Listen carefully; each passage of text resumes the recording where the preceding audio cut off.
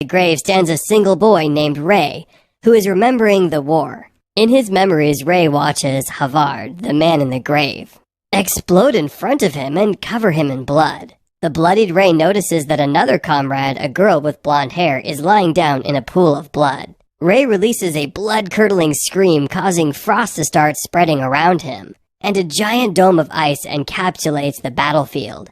His comrades outside watch in amazement. The ice dome disappears and all that's left is Ray carrying the girl's body. In a change of scene, Ray had just enrolled and is now attending the Academy of Sorcery. Ray enters the majestic gates with the other students. Out of nowhere, a girl bumps into Ray, but Ray is able to catch her before she falls down. The girl turns red in the face and her friends giggle at her situation. Ray apologizes and the girl shyly scolds him for standing in the middle of the road. Ray explains that he's a new student, which shocked the girls. They have heard that there is only one new student, but he's neither from a noble family nor a sorcerer's family. The new student is rumored to be from a normal family. That would mean that Ray is that student.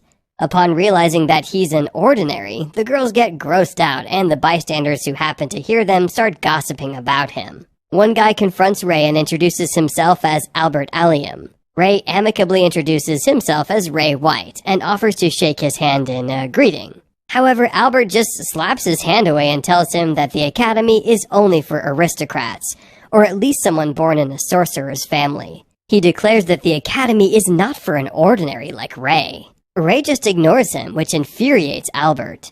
He tries to take hold of Ray, but Ray just calmly dodges him. Albert is about to punch Ray again when a red-haired girl suddenly interrupts them. Albert is shocked since the girl is from one of the 3 top families. Albert gives a disgusted look at Ray and exclaims that he'll never accept an ordinary.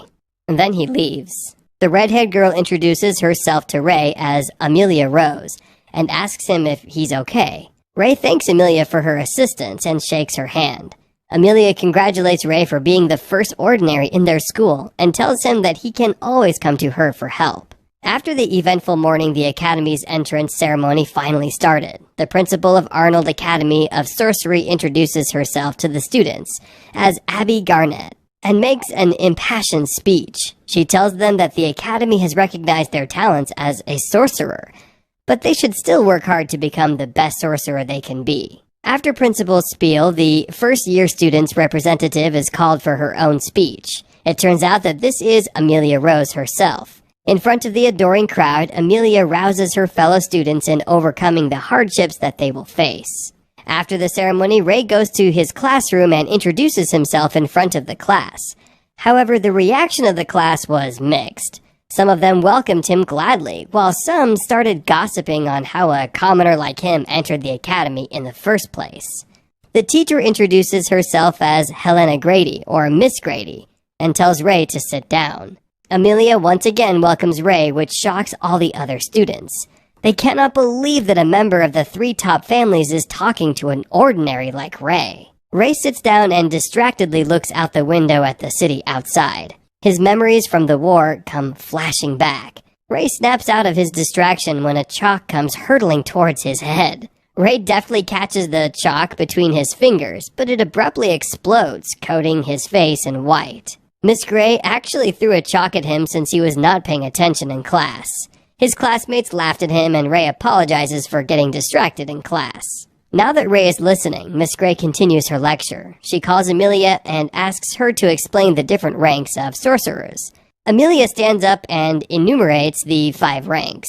From lowest to highest, they are bronze, silver, gold, platina, and a holy rank, grand. Miss Gray then explains that there are only 7 grand sorcerers in any era. They are the 7 people who excel most in sorcery and are known as the world's 7 strongest sorcerers. Miss Gray then elaborates that the identities of the 7 sorcerers are usually a mystery. However, a few of them have already publicly identified themselves. The grand sorcerers who revealed their identity are, first, Abby Garnett, the principal of the academy where they are currently studying. With her fire power, she is called the Burning Sorcerer. Aside from her, the next known grand sorcerer is Carol Caroline, who is morning they hear a loud scream from afar. Getting there, he sees Albert's team in danger of being eaten by a monster. Swiftly, he stabs the monster in the head.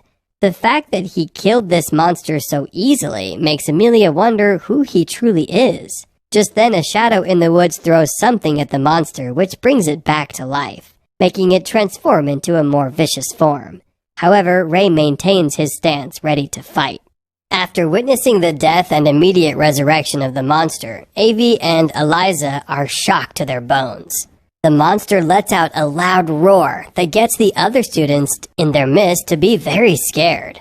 Ray, on the other hand, stands facing the monster, as he thinks of a vicious way to end this large beast. While this is going on, Clarice and her team continue advancing deep into the forest. When she hears the loud roar of the monster, curious as to what it is, she slips away from her team and goes to figure it out. Shortly after, she sees the large monster and admits to never seeing something like that before. At this time, Ray is occupied with fighting the monster. He springs up in the air to strike the monster, but his efforts are futile. This makes him realize just how tough the monster is. Trapped in a now defensive position, Ray considers using his hidden power just once. However, just as he is about to do so, Amelia uses her power to generate a firewall, which separates him from the monster. Then she signals Avi, who wastes no time in throwing a rock, giving Eliza the perfect opportunity to showcase her power by directing the rock to the monster with the wind.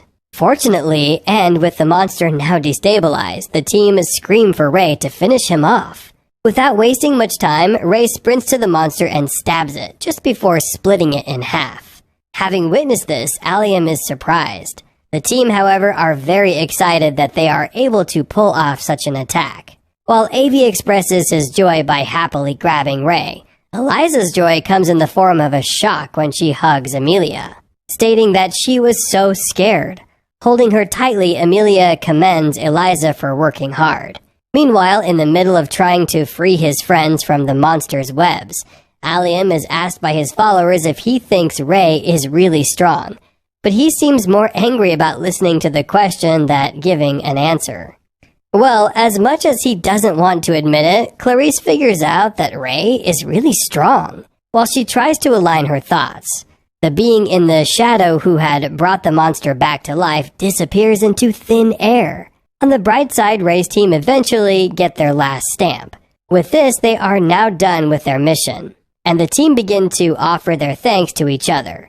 For his, Ray apologizes to Amelia and Eliza for making them keep up with the pace of him and Avi. At the end of the skill practicing training, Ray's group is announced as the winner. Hearing this, Clarice is excited and claps happily. However, her excitement is cut short by her team's cold reaction towards the winning team. On the other hand, while people are not surprised that the team had won since they had Amelia, some other are angry that Ray gets to taste victory with her. Furthermore, they assume that Amelia had done all the work, making it possible for someone like Ray to stand in front of nobles like them. Noticing just how much hatred he is drawing to his team, Ray offers to leave, but he is convinced otherwise by Eliza, just before being told that the fact that they won cannot be changed. Hearing them say this gives him a sense of relief. However, Allium's anger for Ray continues to rise uncontrollably. Meanwhile, Ray's master, Lydia, anticipates his arrival, but he remains unavailable. When her maid comes in, she seeks to know if he has arrived, but is told otherwise. This gets her frustrated, mostly due to the fact that he hasn't come to see her for 2 months. The thought of this makes her angrier as she speaks. Just then, the maid sees him from the window and informs her master about it. The once angry and ranting master switches up immediately, looking through the window herself to see if he really has come. Seeing her master in this happy state, the maid offers to go and welcome Ray. When Ray finally meets with his master, she tries so hard to hold her excitement and desperation. She seeks to know if he had grown taller, but he informs her that it isn't the case. Jokingly, she states how she has raised her head to see him as opposed to how she looked at him some years back. Then she urges him to sit down. When the two are seated, Master Lydia asks to know if Ray is okay. While he claims he is, he shows her his hands, which seem to have not recovered from a hidden form of power. This prompts her to inform him that it will take at least 5 years. Ray doesn't seem to have a problem with this, since he knows that using that particular form of power is forbidden. However, Master Lydia lets him know that he can use it with the right judgment, solely because he is next in line to becoming the Ice Blade Sorcerer. Shortly after, she reveals her real reason for calling him. Apparently, there have been rumors going around concerning the sorcery researchers' circle. Hearing that they are rumors, Ray seeks to know if they are so serious that they require her intervention, and she says it is. To further make him understand, Master Lydia reveals that she has only paid attention to the rumor since it concerns engram. While she reminds him of the fact that research on sorcery should only be on sorcery, she informs him that this isn't in her field. However, it involves the brain since she says that sorcery comes from the brain. At that point, she lets him know that engram is the part of the brain that memorizes sorcery. This makes her believe that research on the brain is very costly. Just then, she shows him a letter from a group of people who are willing to do anything to achieve their goal. The issue of researching on the brain doesn't seem ambiguous. However, it is because the researchers cut open the sorcerer's brain to find information. These group of people, she says, have no problem with doing anything due to how obsessed they are. The people in question are called eugenics. At this moment, Master Lydia reveals that they had tried to rope her in. However, at the time, she had wondered why she would fall for it since she regarded them as fools. Her maid had informed her earlier that they are on the lookout for sorcerers with authority. However, she believes it is difficult to develop sorcery while abandoning human dignity. This she reminds Ray and is pleased to know that he remembers. Later in the day, Ray takes his master out to the forest for a bath. When she returns, she feels refreshed, even more about taking the bath after having a serious discussion. She excitedly states that walking with him reminds her of his training days. She recollects his training as one in which the unit's elites were suffering, but which he endured even as a child. Just then, she asks to know if he has made friends. When he says he has, and after breaking down the characteristics of Avi, Eliza, and Amelia, she asks him to bring them with him the next time he comes, demanding to want to meet the people who made him smile. After that, Master Lydia is reminded that it will be June soon, which will herald the Sorcery Swordsman tournament. Just to let him know, she reveals that she was a 4-time champion back in her days. She urges him to participate in it too, since she believes he can match her record. Hearing this, Ray declines, stating that he wishes to remain behind the scene instead. Furthermore, he reveals his intention to just rest and cheer his friend on. Upon hearing this, Master Lydia gives him the liberty to make his decisions concerning the matter. She, however, blurts out her relief at seeing him and hands him a note, which she claims he would need someday. Meanwhile, after meeting his master, Ray goes to meet Eliza. At that time, when he meets her, she's about to go to the library, and he demands to join her. Hearing him say thus gets her frustrated. This makes her change her clothes, since she believes she's going out with Ray. Coincidentally, Eliza seeks a book talking about engram. When the two spend time reading, Eliza is shocked to see Ray read a romance novel. He, however, lets her know that reading romance novels helps him understand human emotions, since he doesn't know much about it.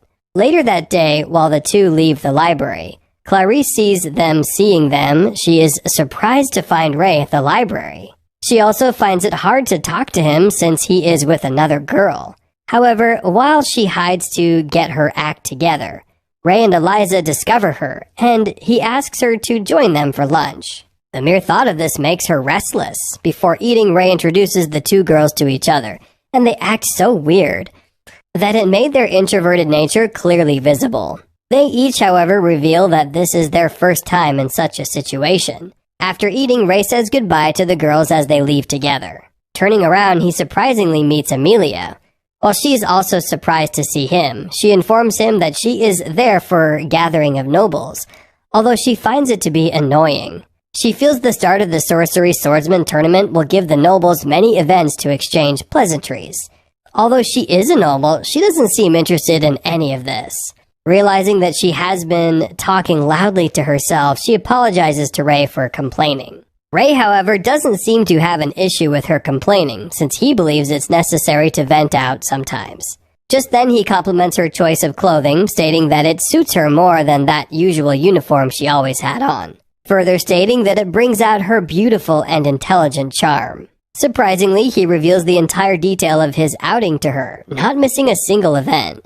Hearing that he went out with Eliza and Clarice gets her jealous, and she demands that he accompanies her next. For the outing, Amelia decides to go to a mall where she tries out different clothes, receiving different and unique compliments from Ray. Hearing him utter these complimentary words, Amelia states that he must go with women, but it doesn't seem to occur to him that he is.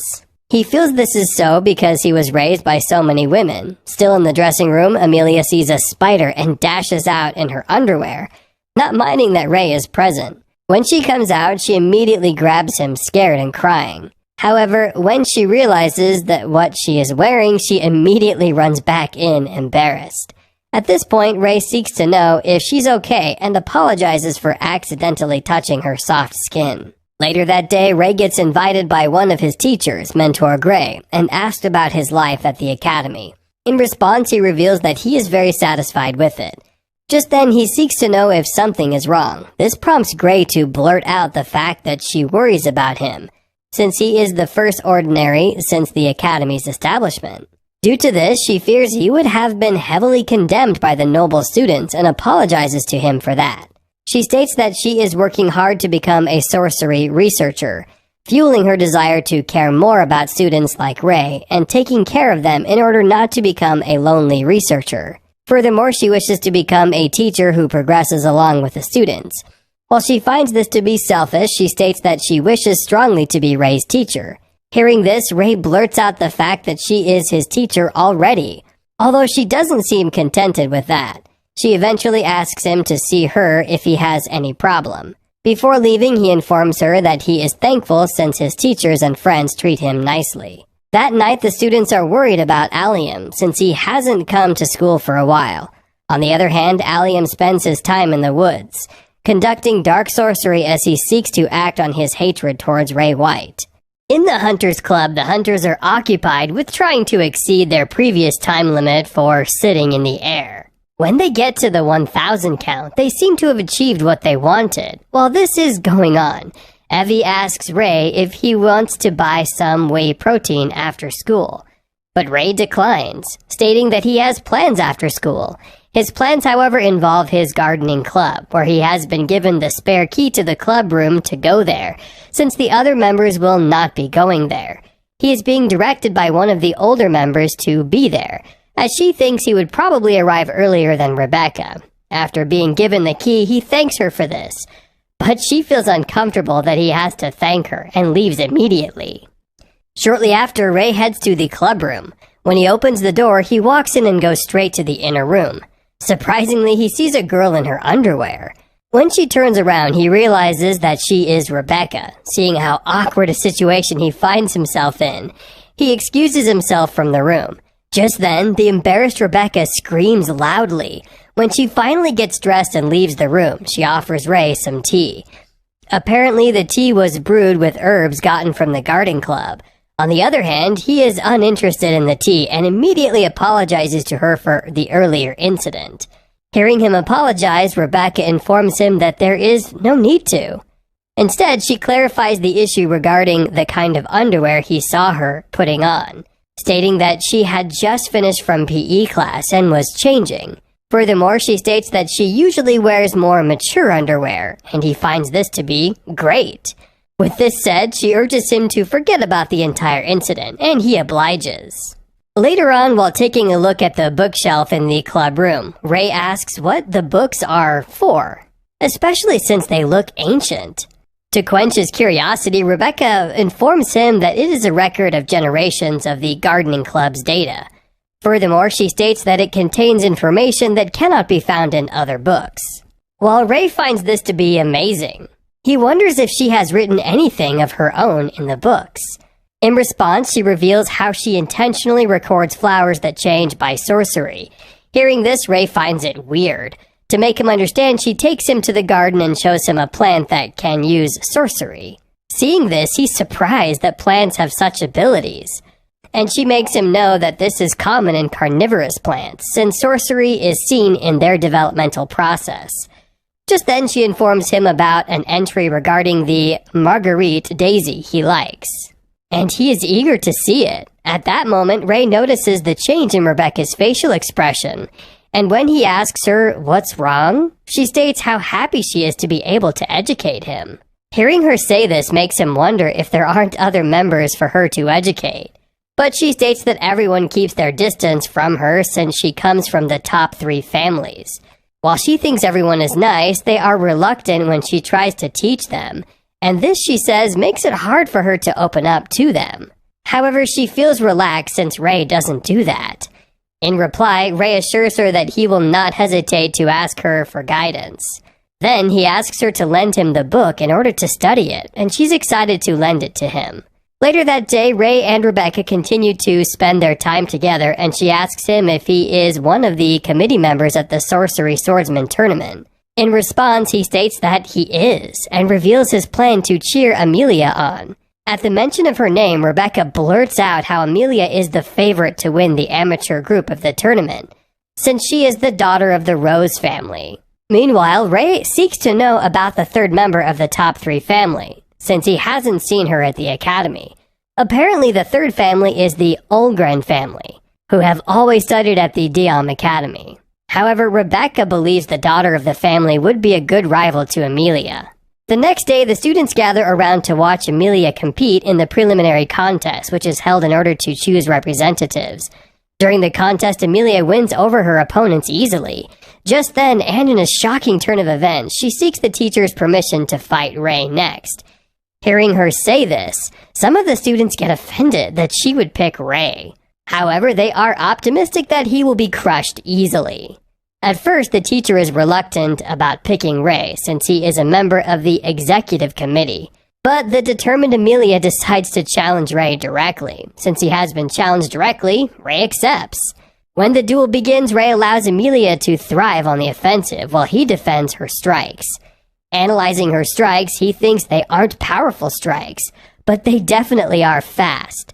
With how well Ray defended her attacks, Amelia commends him for being good at swordsmanship and real-life battles, especially since he isn't so good at sorcery. If only they knew the kind of power he possessed. She states that this is the reason why she had wanted to fight him. Hearing her commend his skills, Ray is happy to hear her say it, and decides to have a proper duel with her. However, he continues to stick with being defensive, while Amelia tries her best to land at least one blow on him. As they fight, Ray finds the duel to be familiar. Thinking about it, he is reminded of his early days, learning swordsmanship from his master. At the time, the master tried to strike him so hard, and remembering this causes him to tap into his sorcery. In a split second, he shoves off Amelia's sword and is about to land a heavy strike on her when he stops himself, losing the grip of his sword. The fact that he dropped his sword led the teacher to declare Amelia the winner of the duel. Even though Ray congratulates her on the victory, she wishes to know what his last strike was about. This fuels her curiosity, making her wonder one more time who he really is. At this moment, Allium stares at Ray angrily, awaiting the perfect moment to pour it all out. Later that day, Ray spends some time with his friends, and Eliza feels bad about not watching the fight. Meanwhile, Evie, who was still shocked at how good Ray's swordsmanship is, commends him, seeking to know where he had learned it from. In response, Ray states that he has a master who taught him basically everything about life. However, he states how her education is so strict that life in the academy is paradise. On the other hand, the students in the academy are thrilled with how well Ray had fought Amelia, especially since he is an ordinary. With this, they aren't surprised about the fact that Amelia's team had won the competition earlier. Shortly after, Allium walks up to Ray and requests a duel with him. Just then, his friends make fun of Ray, trying to convince him not to chicken out or be scared. With how annoying they sounded, Ray is forced to accept the challenge. While the two stand face to face against each other, Eliza is worried. Evie, however, assures her that he will help if anything happens. Meanwhile, one of them notices a barrier surrounding the location. However, she imagines it is there to prevent sound from leaving the place. On the other hand, when Rei asks about the rules of the duel, Allium offers him a real sword, stating that sorcery would also be used in the duel. Seeing this, the spectators are worried, but Allium goes ahead and to inform Rei about the fact that whoever surrenders first loses. Without wasting much time or giving a warning, Allium charges angrily at Rei. Fortunately, Rei dodges his attacks and goes to pick up his sword. While the fight is going on, someone in a cloak is settled on the branch of a tree, watching them. Meanwhile, Allium is pissed at the fact that Rei doesn't attack, but only defends himself.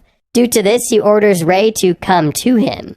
Seeing Allium in his state makes Rei bothered. Allium, on the other hand, is so obsessed with winning that he opts to use both sorcery and swordsmanship in the duel. He is determined not to lose to Rei, who he knows to be only physically better. Still drowning in his anger, he remembers the condition of his family. Apparently, although his family is a noble family, they are only the lower tier among noble families, making it hard for them to be regarded as a respected family. This had caused his father to face many difficulties, and this had made Allium so determined to make his family into an honorable and respected family. To achieve that, he intends to become the highest level sorcerer and kill Rei in the process. With anger inside him, Allium resorts to throwing magic rolls of fire at Rei. Fortunately, he dodges it, but ends up cutting through one of them. This gets everyone surprised, but gets Allium very angry. This time he continues to throw large bowls of fire at Rei, but the latter successfully dodges them all. The fact that he is unable to hit Rei gets Allium frustrated, watching him cut through magic so easily. Allium believes he's an illegitimate child of a noble family. Hearing him say this, Rei reiterates that he is an ordinary, but one like many others who are opportune to master sorcery as well. He makes Allium know that lineage doesn't serve as a standard to determine whether a sorcerer is good or not. This makes Allium angrier than he already is, and he strikes Rei with a very powerful sorcery called the Blazing Dragon. While this is expected to be fatal, Rei cuts through it as easily as he did the others. This served as the icing on the cake for everyone who witnessed the duel, as they got to realize just how strong Rei is. This time, Amelia demands that he tells them who he really is. Just when he's about to do so, a magical presence floods the area, causing all the other students to fall to the ground helplessly. At that moment, Rei turns around to see the being in a cloak walking towards him. While approaching Rei, he states that every one of them will be sacrifices and urges them not to be sad, since they will be contributing to the development of sorcery. In a shocking turn of events, when the being reveals itself, Rei sees that it is his teacher, Miss Gray. Before going up against Miss Gray, Rei promises to tell Amelia all she needs to know about him once he's done with the current situation. Seeing his teacher makes all Rei's thoughts make sense. He reveals to Miss Gray that she is eugenics, whose objective is the student's engram. He reminds her of the fact that she had informed him about this earlier when she talked about the expelled students. Hearing him say and remember this impresses her, and she now is even more interested in his engram. At this point, Rei realizes that she has wanted to kidnap students using the training in the Kafka forest, and had been the one who controlled the monsters that weren't supposed to have been there in the first place. Once again, Miss Gray is impressed with how right his thoughts are. She further reveals that she has conducted the training every year to serve as a worthy excuse to make students go missing. This granted her the chance to play the pitiful teacher with no one ever suspecting her to be the culprit. With all she says, Rei assumes she had also led Allium to do what he did, but she denies that, stating that he lacked the capabilities to do anything. However, she commends Allium for buying her time to create the powerful barrier around them. Amidst mixed emotions, Rei threatens Miss Gray to prepare to lose an arm or two. Just then, the two go up against each other, with Miss Gray releasing a powerful fire snake on Rei, who runs around defensively. Noticing that the snakes are unable to get to Rei, Miss Gray directs them to attack the other students. This makes Rei tap into his power as the Ice Blade Sorcerer. With this power, he blocks Miss Gray's attacks and makes her beg for her life. When she tries to play smart by attacking him once again, he threatens her with an ice blade. Just then, she injects herself with the Dark Trod system, making her transform into a vicious and terrifying monster. Did you enjoy this recap? If you did, kindly like this video and subscribe to our channel so we can bring you the recap of the next episode. Until next time,